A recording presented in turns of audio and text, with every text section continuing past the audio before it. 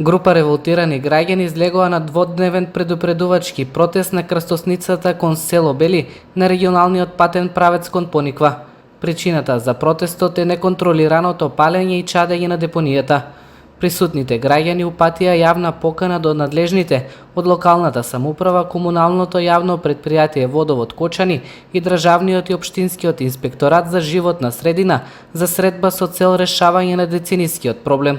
Преку граѓанска иницијатива денес се собравме да упатиме на порака до надлежните дека ние сме тука, не има, и да расчистиме на работа дека не сме тука да издадеме укор или да ги навредуваме, иако секој дека се заслужни за тоа.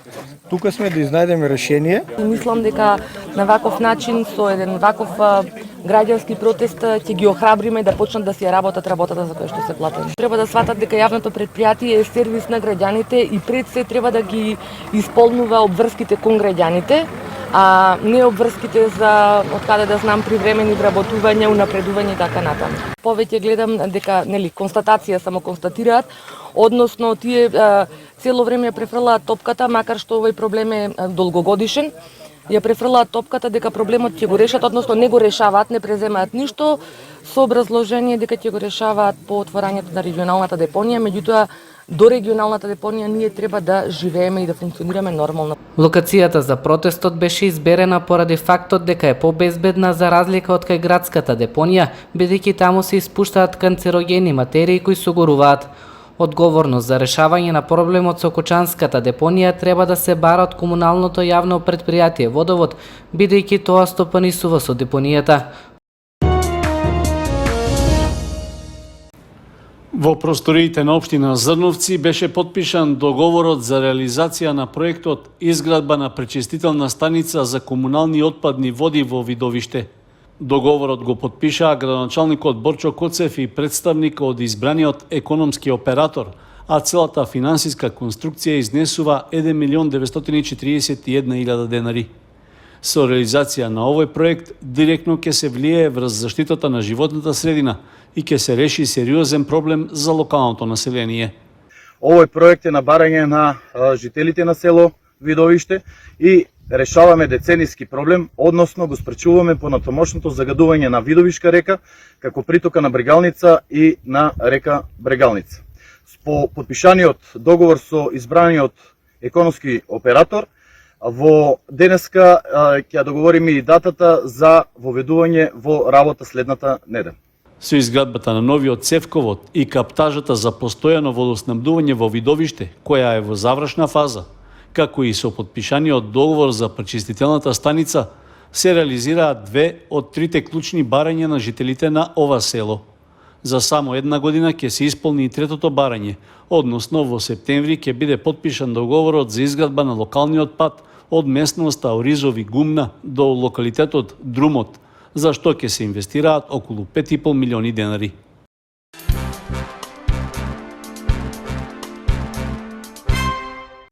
Пензионерите од Кочани излегоа на протест незадоволни од најавите за процентуалното септемвриско зголемување на пензиите од 6,8%. Нивните барања се за линеарно зголемување во висина од 3.500 денари. На протестот присуствуваа поголем број пензионери, при што истакнаа дека со минимална пензија се живее тешко и тие парични средства не се доволни за нормално функционирање. Да се воведе минимална пензија, да се стави еден лимит, ако може да речем за минимална плата да има и линеарно зголемување на пензиите.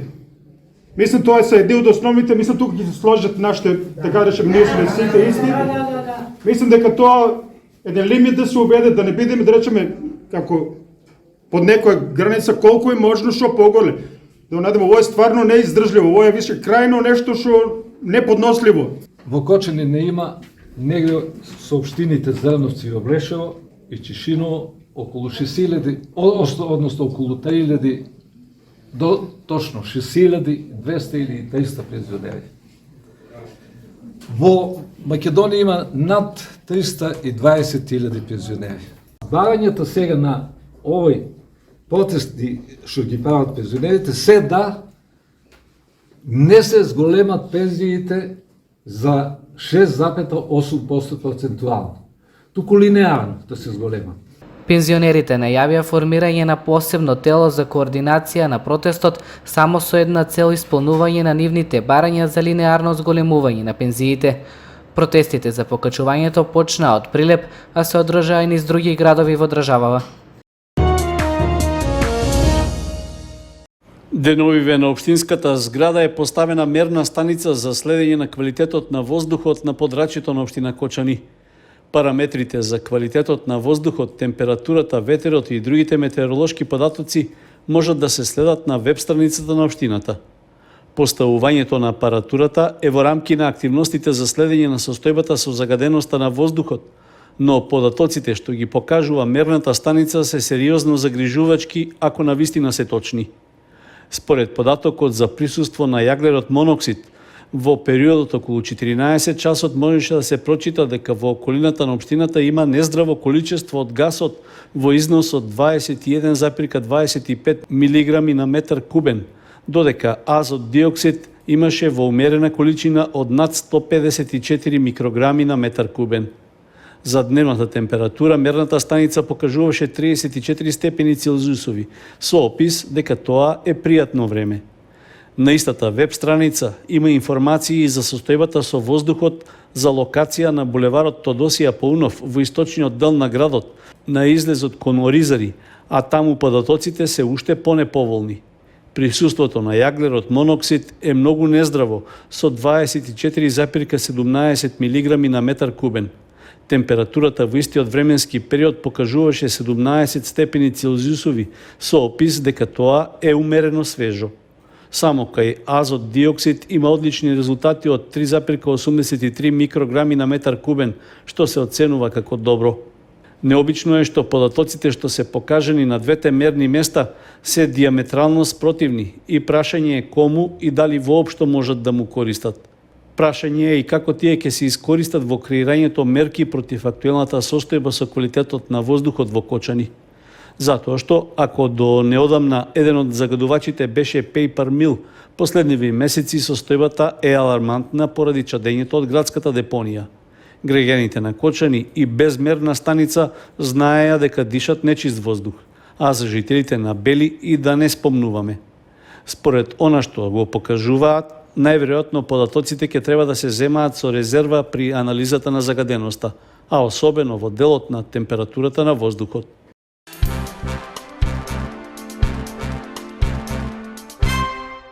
Планинарскиот спортски клуб Осогово на 27 август со поддршка од Федерацијата за планинарски спортови и општина Кочани ќе организира меморијален планинарски марш во чест на поранешниот планинар Стамен Каровски.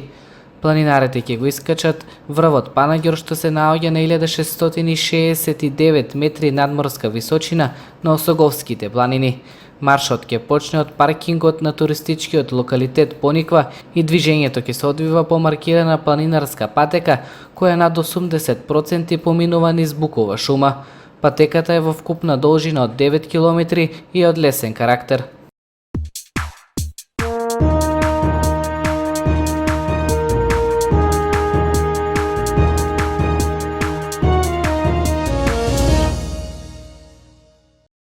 И покрај високите дневни температури, фудбалската школа Фудбал Старс од Кочани ги спроведува редовните тренинзи и подготовките за настап во предстојното првенство.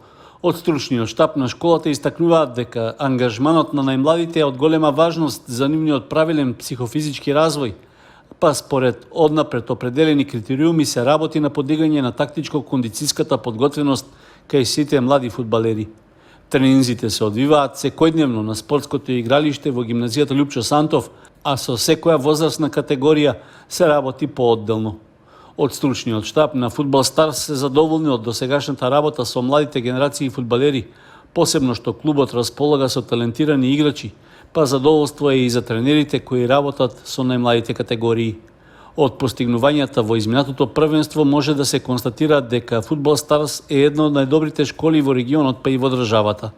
Потврда за тоа е што во регионалната детска лига сите три екипи од генерациите 2010, 2012 и 2014 ги освоија првите места.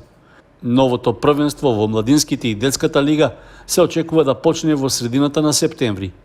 Во периодот на подготовките пред почетокот на првенството предстојат неколку настапи на турнири. Од 18 до 20 август екипите од генерациите 2011, 2013 и 2014 ќе учествуваат на силен турнир во Гевгелија, а со оглед на топлото време надпреварите ќе се играат во вечерните термини под рефлектори. Во почетокот на септември пак фудбалерите на Фудбал Старс ќе настапат и на турнирот Кул Куп во Скопје.